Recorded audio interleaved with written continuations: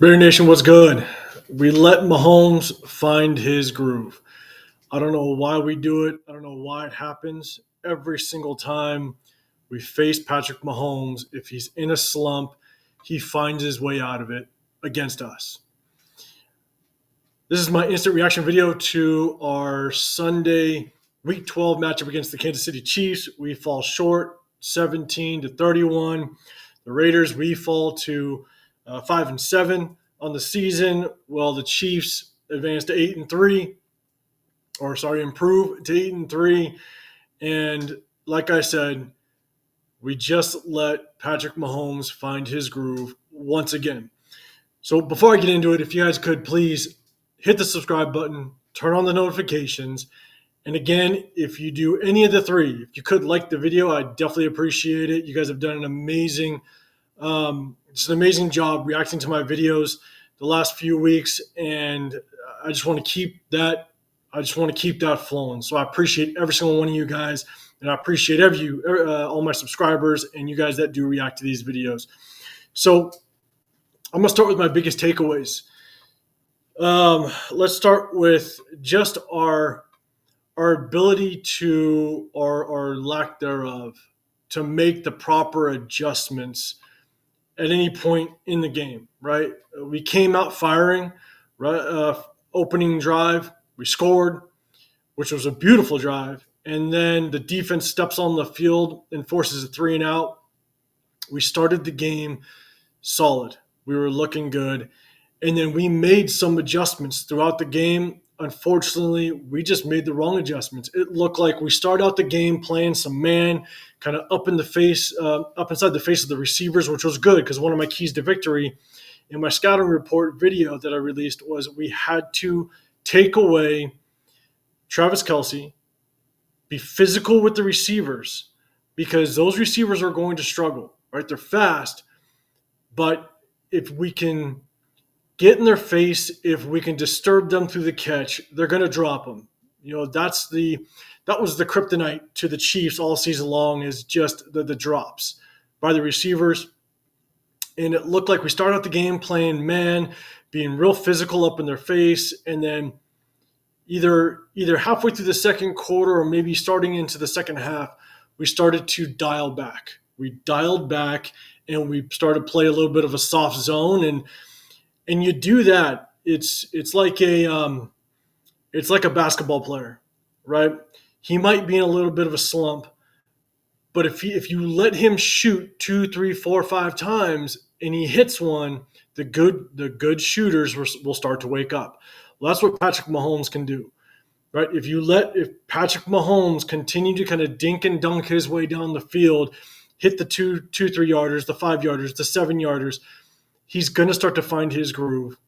And he did. And those receivers gained confidence. There were still a couple drops here and there, but they started catching those balls. And not only catching them, but the yards after catch is what really killed us. So the adjustments that we made on defense, I think, were basically the wrong ones. We were playing physical in the beginning, and then we started to soften up. And then if we look on the offensive side, Josh Jacobs had 10 carries in the first quarter and then had 10 carries the rest of the game, which means we abandoned the run and we relied more on the pass. And I started to see that more and more. Now, we got Josh Jacobs included. We got him in the passing game a little bit, which was good. I believe he ended with 3 catches. But at the end of the day, we abandoned the run. And there's another point that I'm going to make up later in the video, so I'm not going to drop it right now. But we had to get our athletes the ball, and even though we got Josh Jacobs the ball, we failed to do so in the right ways, kind of towards the tail end of the second quarter and into the second half. And then my biggest takeaway after explaining all that is we just got out-coached. Now, are we surprised? Are we surprised that we got out-coached? We're playing against a Super Bowl winning coach. Andy Reid is most likely going to go down in the Hall of Fame as one of the greatest coaches just because of the dynasty that he's creating over there in KC. So we're going against a Super Bowl winning coach. They have an offensive coordinator, Matt Nagy, over there. With both those offensive minds between Matt Nagy and Andy Reid, that's going to be a tough one to match up against. And then you got Steve Spagnuolo, which he's got that defense rolling.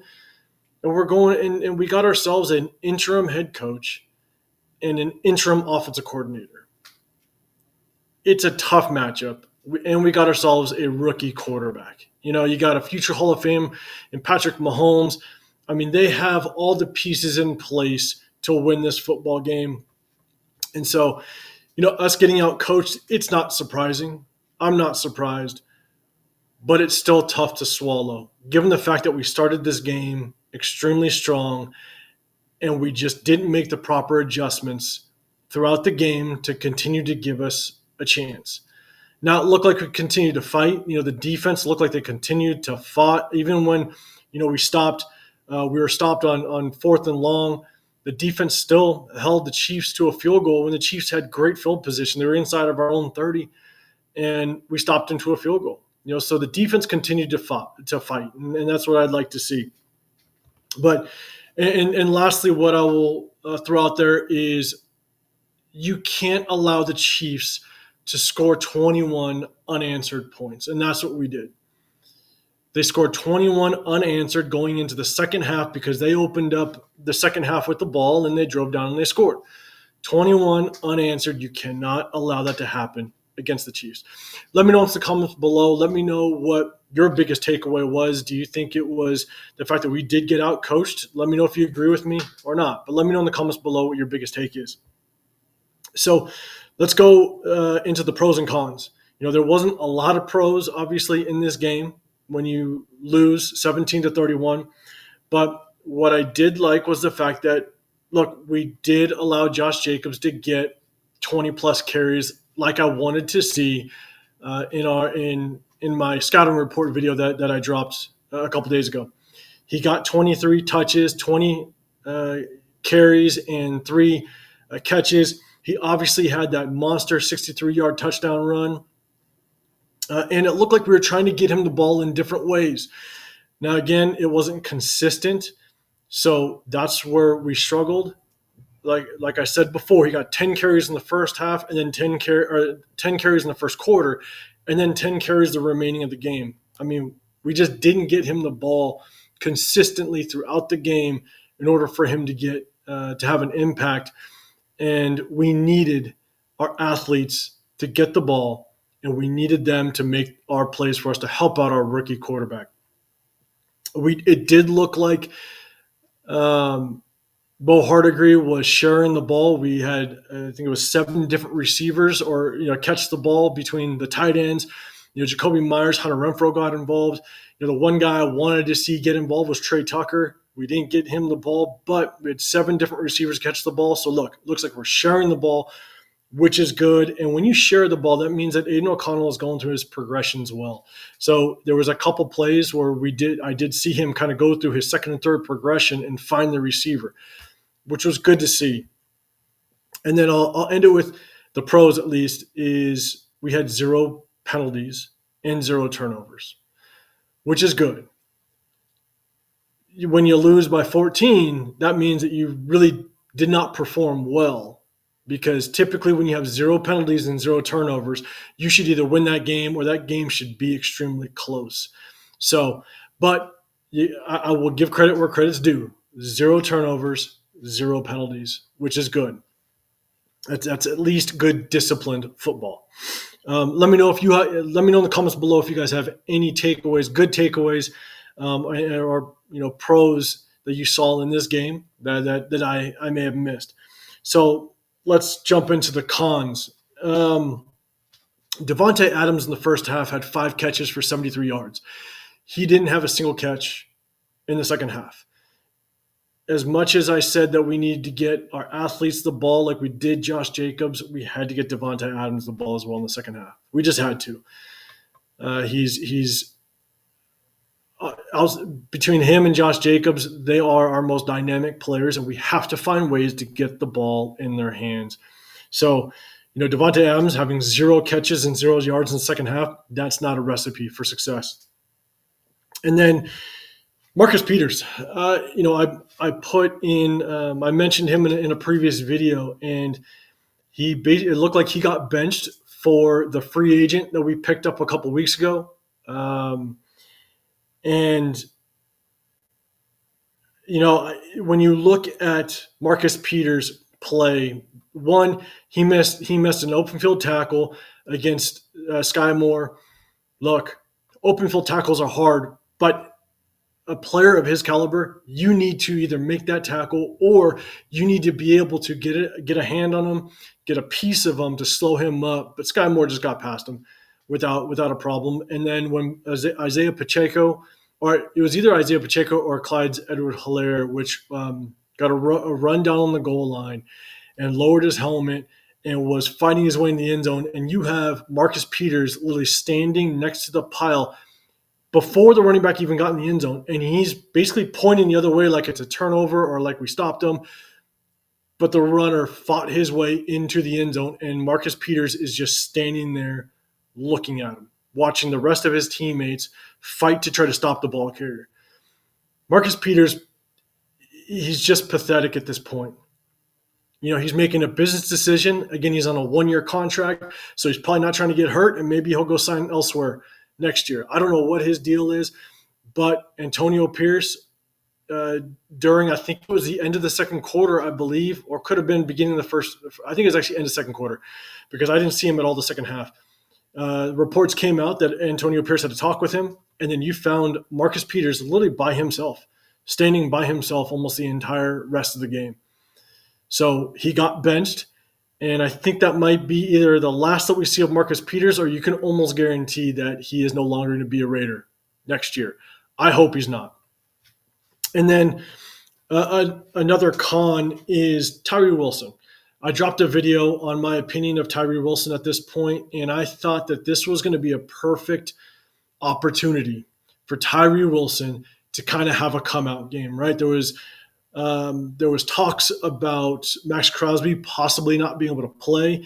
You obviously saw during the game that he still had a kind of a nagging knee injury.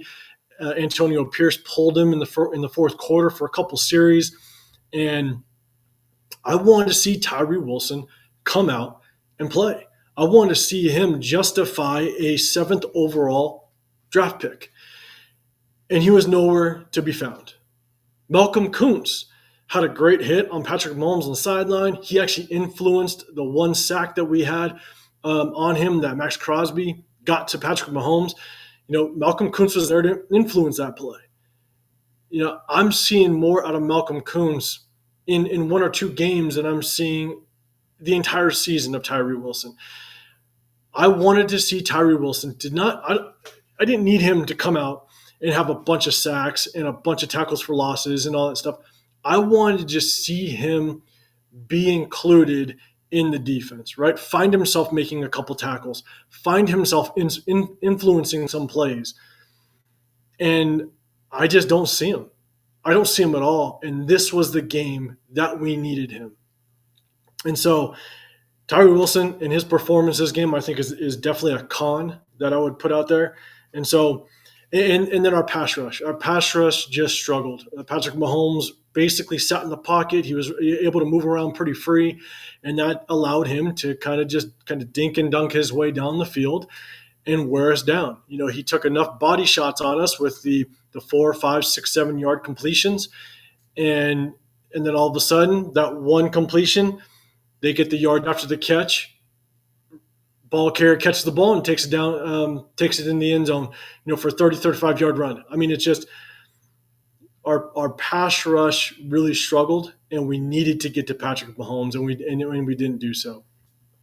So let me know what your cons are at the end on this game. Whether or not you agree with mine or not. I love it if you guys don't agree, and let me know what your opinion is. And so let me know in the comments if you have cons as well on this game. And so this is kind of what I'll end it with. I was hoping between the Miami game and the Chiefs game, we would actually get one of these. We pull off one of these wins, because that was going to be huge for our potential playoff run.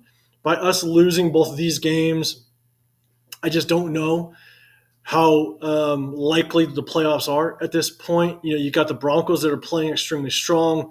We still got the Redskins that it's not an easy win against the Redskins. We got Minnesota up next, not going to be an easy win. And then we have the Colts, and I believe the Colts just won today. And so it's not a give me. And I think from this point, if we want to have any chance at the playoffs, we're going to need some help by other teams, but we're going to have to win out, and that's not going to be easy for any team, especially in the situation that we are. So this is my instant reaction, guys. I appreciate you. Again, if you could like the video, hit the subscribe button. We're on a bye week, so I'm going to be dropping multiple videos throughout this week and next on my opinion on kind of what the state of our team is, the status of Antonio Pierce after this loss, what social media is talking about, what my opinion is. And kind of what the opinion on our roster is. We got guys like Marcus Peters, like Tyree Wilson, Aiden O'Connell, what everybody's talking about Aiden O'Connell, and I'll be listening and watching on social media, and I'm going to drop some burning questions in a few days and address some of those, and I'd appreciate if you guys ran with me on that. So, again, horrible loss, especially to a division rival, the Chiefs. And we got 2 weeks. We got 2 weeks to prepare for the Minnesota Vikings coming into Allegiant Stadium, and we got a chance to redeem ourselves. So I appreciate you guys sticking with me. If you guys could subscribe, like, and turn on those notifications, I'd appreciate it. Hope you guys have a great rest of your Sunday. Have a great start to your week, and I'll catch you guys in the next video. I'm out.